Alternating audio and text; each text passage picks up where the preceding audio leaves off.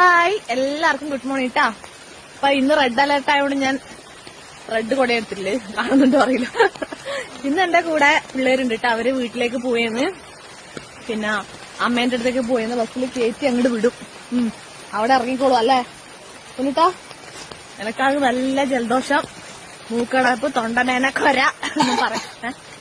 ഞാൻ പറഞ്ഞില്ലേ തീ കൊരക്കുന്നു എക്കോയാ. അപ്പൊ ഇന്ന് ഭയങ്കര ഹാപ്പി ആയിട്ട് നമ്മൾ മൂന്നാളും. എന്തെന്നാന്ന് അറിയില്ല, അത് ജലദോഷം അങ്ങനെ ആയിരിക്കുമല്ല. അപ്പൊ എന്തായാലും എല്ലാവരും എന്നെപ്പോലെ തന്നെ ഹാപ്പി ആയിട്ടിരിക്കാം.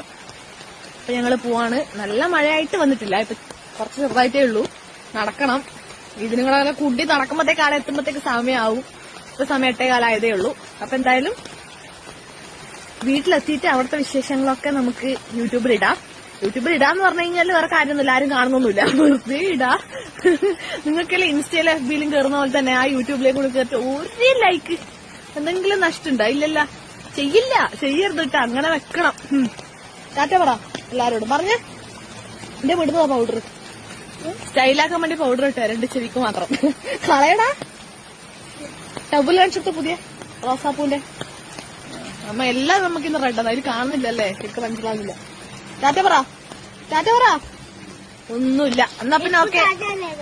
ഇപ്പൊ ടാറ്റ പറയല എന്റെ പണി. ഓ, ഇത്രയും വലിയ ഡിമാൻഡാ ഞാൻ അറിഞ്ഞിട്ടില്ല. Okay, bye bye.